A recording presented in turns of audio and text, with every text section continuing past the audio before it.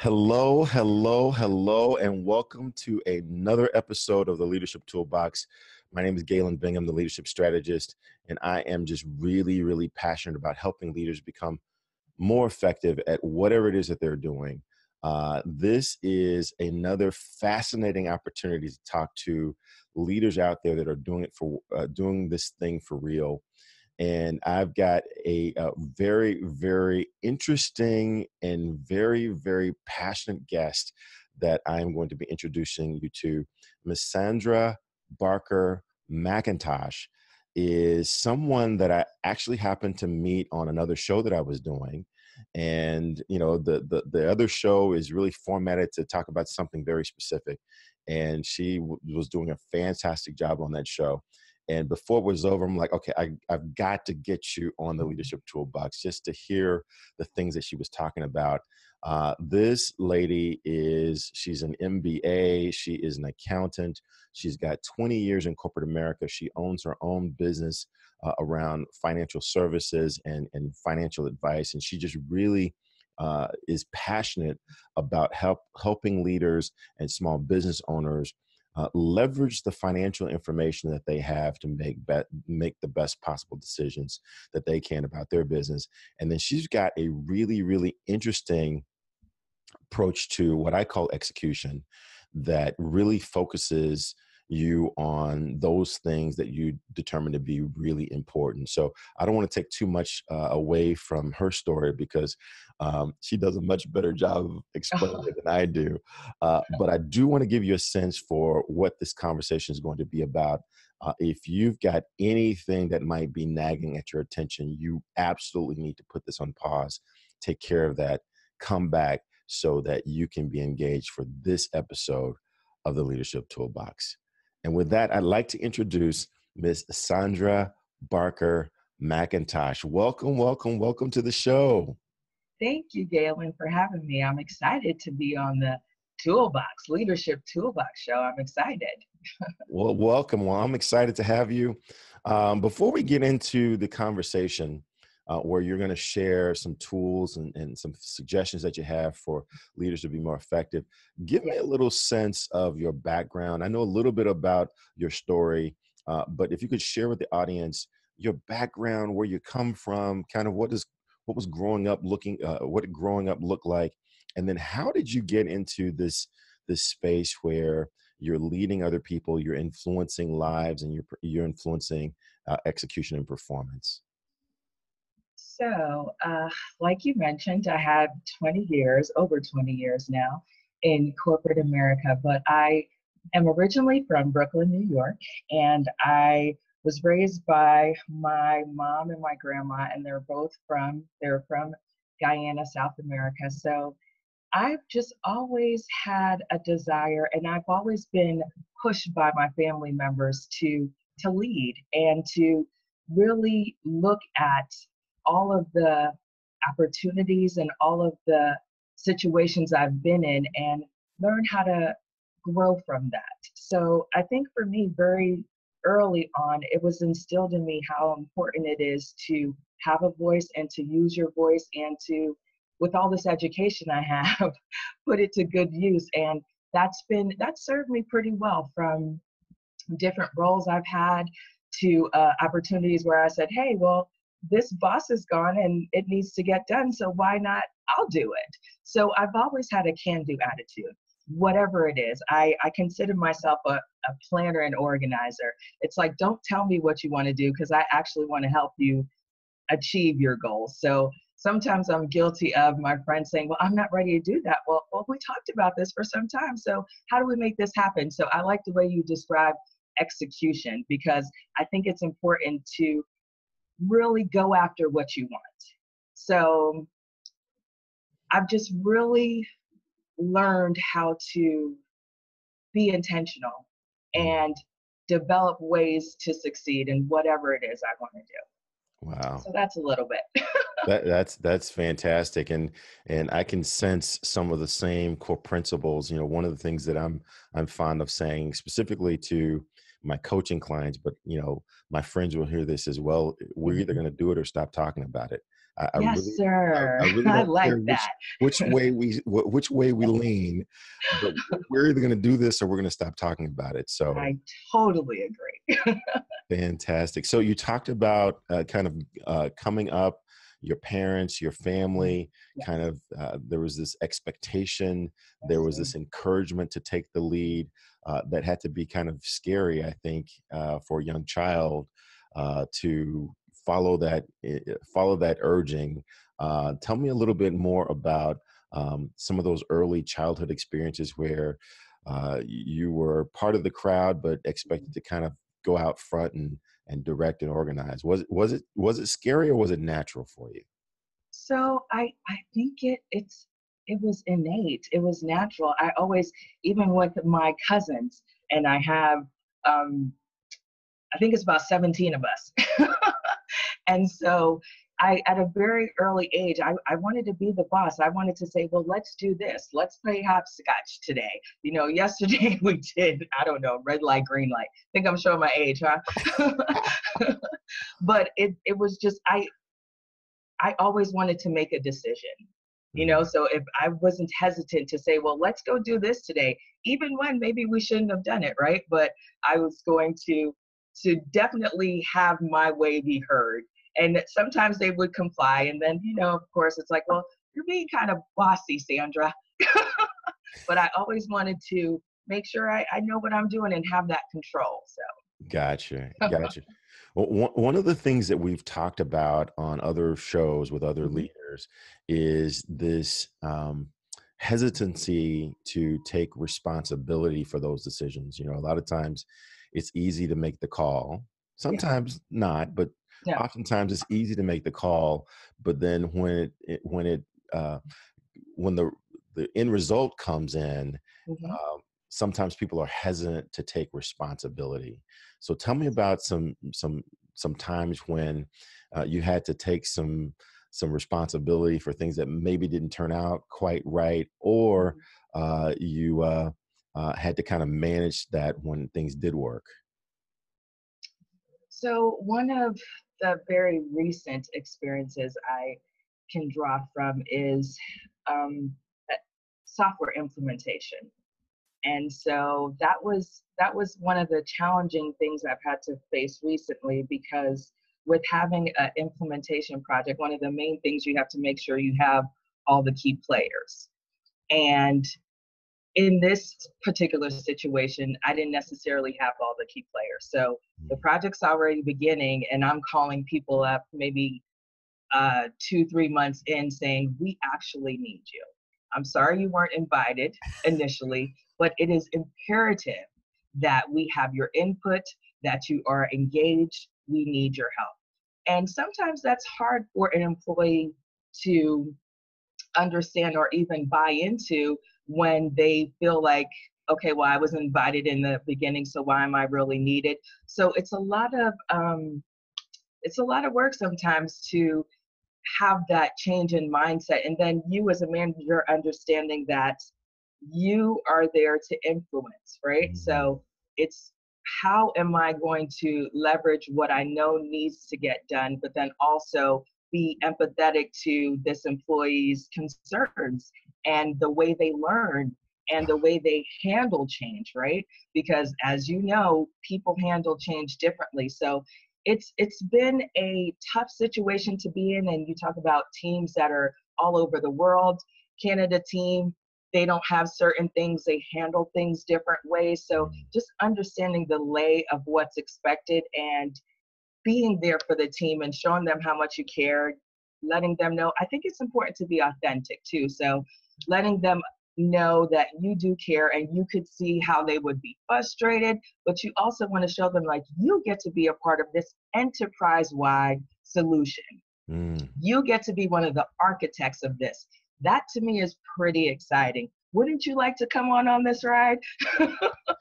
So Wow. that's one of the ways I try to, and that's one of the experiences that's very fresh in my mind because it We all understand that change usually should happen from the top, but what if that doesn't happen? A lot of times that's not the reality, right? Sometimes the people at the top just sign off saying, yeah, I know this needs to be done, but to really carry the message for you, Mm, sometimes you have to be that change agent, that informal leader, even though you know other people, you would have expect other people to kind of buy in and help you, but you have to be the change, right? So that's where I can get excited to say, this is an opportunity for me. I can look at it as a hard situation, or I can say, this is an opportunity for me to grow as a manager, as a leader, and let's see how this works.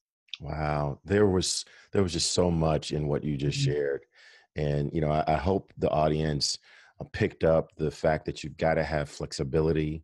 Yes. You've got to be able to see things from a broader perspective.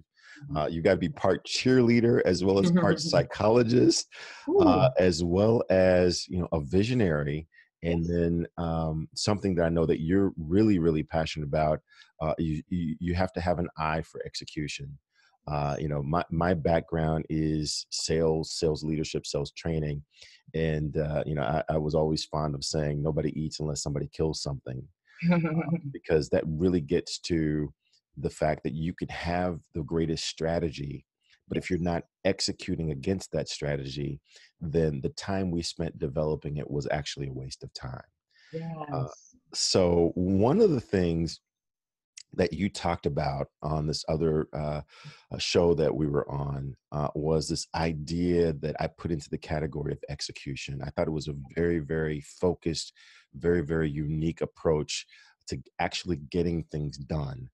So Mhm. I'd love for you to share a little bit about what that is, Mhm. how you do it, how did you come into this concept, and how can other people get involved if they, like me, think that this is absolutely brilliant. Well, thank you for that. I last year, the fourth quarter, I believe, I came up with this concept called my 90-day win. So, being in corporate America and preparing for quarterly filings, one of the main tasks for me and my team is to make sure we're putting in good data into the system so we can report. And so that's pretty important to me. I still find that exciting to make sure that we're providing good data to represent the company. So um, it's a big passion of mine to make sure, and under that hat in corporate America, my team is ready to account for those quarterly filings. So, and understanding that we have to prepare within 90 days for this, I have developed in my personal life as well as with my small business these 90-day wins. And how I look at it is at the end of the year, so in December of 2018, I created my vision board. I don't complete it, I just start putting the ideas. I'm very um, visual. So I look for different things that relate to what I'm trying to accomplish for the next year, and then I allow myself to meditate and think about what is really important for me at this juncture in my life. So it's important to start that in December for me. So once I have that set up in December, the next year rolls around. In January, I complete the vision board. That's the one step. So once that is completed, I look at the first quarter. Based on that vision board, I say, what are the things that I would like to accomplish within these first 90 days that relate to the vision board? So once I have that planned out as my 90-day wins, these are the things, just bullet point down what I'm trying to accomplish. I take it the next step and say, well, in this first month of the 90 days, so in January, what are the things that I need to do? So that's a separate, the month of January. The next step is to say, what am I going to accomplish weekly? Mm, So I look at the week, and based on the accountability meetings I schedule it out. Right now, I have a mastermind group that I work with on Thursday. So my week essentially starts the Friday after that mastermind meeting and ends on that Thursday. On that Thursday, I know I have to be accountable to these ladies in this mastermind group. So that's another way of essentially tricking yourself to make sure you're there. these ladies are here to do life with me. They're there to encourage me. They're there to keep me accountable. So because I broke it down in the weeks, I'm able to tweak as I'm going on and saying, well, what did I do this week for this goal? It could be anything as preparing for a 5K or preparing for a presentation with a client. And so, or even preparing for studying, because we have 10 goals that we're trying to accomplish. So those 10 goals essentially line up with my vision that was created from last year. So I'm noticeably and intentionally preparing for these things I want to happen in my life. And it helps me in keeping me calm. If I'm prepared, you can't prepare for everything, but the things you know you want to do and you want to accomplish, if you make that a priority for yourself, and that requires, well, I'm not going to watch TV tonight. I'm going to spend an hour or two on my goals. And I usually, last night, today is Thursday, I'm going to have my accountable meeting. Well, last night, I went through all the things that I told the team I wanted to be accountable for that they're going to talk to me about tonight. So there are some things I didn't accomplish this week, so it's moved on to the next week. Or I say, you know what, does this really line up with what I want to do? Does this make sense? Or I've added something new to say, okay, this opportunity came within this time frame, and how am I going to leverage it going forward? Does it line up with what I want to do? Is it another aspect? Certain things have happened a quarter earlier just by the nature of how I'm moving. There's something that I wanted to accomplish in Q3 that's already occurred in Q2. So I talk about that, and then obviously I'm excited because, okay, how can I build up from that in the next quarter? So that's kind of a quick synopsis of how I look at my 90-day win. Oh my gosh. I mean, that is, it sounds so simple, It does. but it is by no means easy. No, sir. I just love the fact that I think you used the word intentional, maybe even 17 times. Just that you're so intentional about the kind of, not only the kind of goals that you're trying to achieve, but the kind of life that you're wanting to lead. Yes. And I heard the transition between the synergy between business, career, and Yeah. personal life. Yeah. This is, I think this is absolutely amazing. Well, thank you. I think it's important for me and where I'm trying to go and the things I'm trying to accomplish. I have to be present. I only have one child. And so sometimes it's extremely hard for me to see she's physically growing so quickly, right? And so each moment I want to be present for. So if it's making sure that I'm working out with her just so we have that time together, I even find comfort in braiding her hair because Mhm. we're interacting if she doesn't fall asleep. But it's just me being intentional about the time with her. I think it's important to live life. I only get one of this, right? So I only get one time, 1 year she'll be 12. A couple more mornings, she probably won't want me to do her hair. She probably won't want to go to the gym with me. She probably won't want to do the mud run with me. So I want to encapsulate this time and have these memories and, really be present for that, as well as, showing up for my employees. Some of the things that I have goals is, to really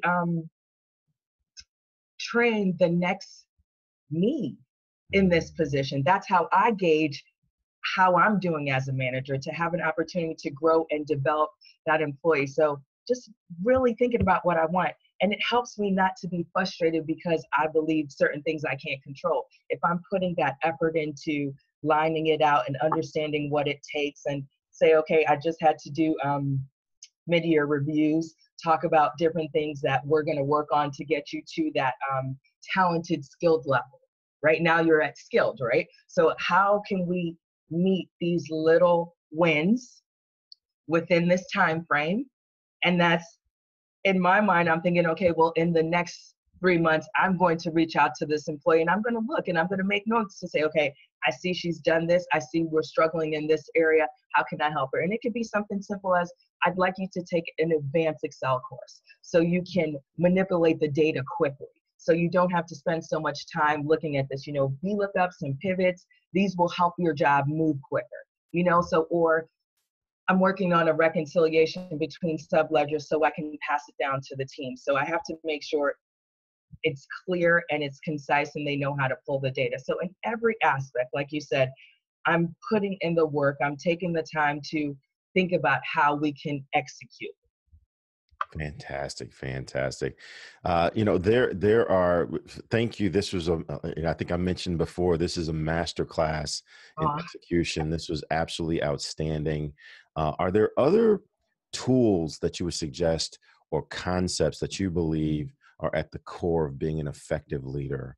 Obviously, execution critically important. What are some other things that you reflect on or that you consider when you're looking at someone as a possible leader? so I'm looking at someone who's self-motivated Mm, and wanting to help blossom and grow that, right? So I just went through a session of interviews. And so it was very important to me. I wanted to have someone, and especially when you're looking at the team, it's like, okay, so what can I build on in which areas? How can I really make this team strong? So it was interesting process because one of the things that just kept coming back to me is this person going to take the next step?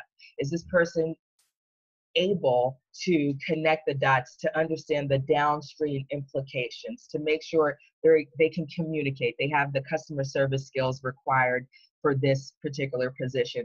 And then for me to review the job description so I'm extremely clear about what we are saying we need.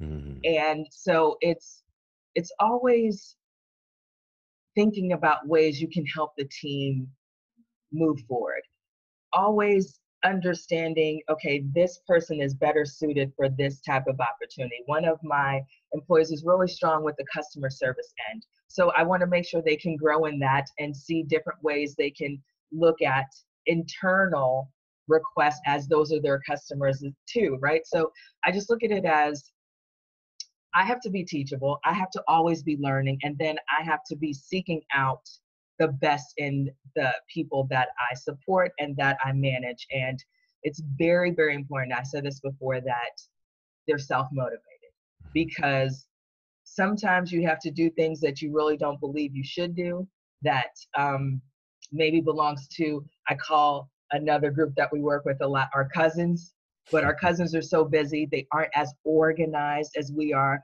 So we may have to step in on that email that doesn't really relate to what we're doing, but we understand what is required. We understand the data in there. So I want to build my team up to shine wherever they are needed. And because we sit where we have a lot of information that we can offer, I want the team to be an asset to the company. mhm. So I just really think that in order for them to be, I always tell my team, I want to be the weakest link. And so they're like, really? I'm like, yes. So if I have all this, I have to share it with you and I have to help you so we all can win. So I'm big on wins and I'm big on, okay, well, what didn't work? I had a situation yesterday where the team didn't follow what we normally would do. And they told me, but they didn't explain to the other team that it would be affecting the downstream, right? So I'm like, well, we have to raise our hand and let them know. We can't wait for them to find it and then come back to us. And so exactly what I said occurred happened. And so it's like, well, you said that would happen. Yeah, I did. But what are we going to learn from this? Oh, well, we have to be more mindful. We have to look at this. We have to ask these questions. We have to give them the heads up. So I always find teachable moments. And it helps when you're right in the mix of teaching your child too, so you glean from those different experiences and see how it makes sense, and I see when sometimes I may say something to my daughter and she's taken aback by it, or it's like, okay, well, I could have used more grace with that. So I try to apply that too at work, be very mindful of I'm dealing with people and I want to be empathetic. An employee may need to leave early. Make sure, okay, so did you get the AC fixed? Just being really authentic and trying to encourage as much as I can because I have some clear expectation of us moving forward and executing what we're tasked to do. So I have to make sure they have all the tools so they can do it. Oh So that my, was a lot, but Oh Hope it my. makes sense to No. explain kind of how I work. Yeah, this has been fantastic. This is I have just really enjoyed all the conversations that I've had with you, and there are just so many things that you've talked about that's consistent with past shows and previous concepts that we've shared from other leaders. I Mhm. hope that the audience is starting to see a theme as they start to try to build out their leadership toolbox. Yes. Before we sign off, Mhm. what are some contact opportunities? How can people get a hold of you if they want to use your services, if they Yes. want to learn more about you, which I absolutely encourage Mm. them to do? How can they get a hold of you? So my website is Arnez Consulting Services. That's ARDNAS consultingservices.com. And then also I'm on IG and Facebook at so IG is Arnez Consulting and then Facebook is Arnez Consulting Services. I do have Twitter. It's at Arnez Consult, but I need to use that more. So Gotcha. And those are the ways. what kinds of things can they contact you for? What kinds of things can you do for them? So with my business, I provide QuickBooks services. I really like systems. My thing is to help companies not have to deal with the back end stuff. That's not what they're there to do, and just give them a comfort. And but also, it's important for me to really be engaged with them. So that's why I say I'm a business advisor, because in understanding that their financials are just a part of what they need to focus on. I want to help them prepare. I want to help them plan that foresight, right? So if we understand you have X amount that you need to invest in a certain thing in the time frame, I need to talk to you about it. I don't want to wait until our quarterly discussion where we're going through the financials. I want to say, hey, Galen, I saw this has occurred this week. Let's talk about what that looks like in the lens of the ultimate goal of what you're trying to accomplish this year. So as that trusted advisor, I want you to know I'm in the back end making sure your financials are good, making sure you have all these tools to help you do your job, but I'm mindful of where you're trying to go. And because I'm putting in that thought in to say, well, we have to prepare for this, it makes me help you have a comfort so you can go out there and get that business you want to get and reach these goals and know you have this trusted advisor to have check-in points with you to say, yeah, we're moving forward. This is what it looks like. Let me know if you have any questions. I think a lot of times small businesses, and I've experienced this, they're doing so much, they know they need to take care of some financial things and they wait.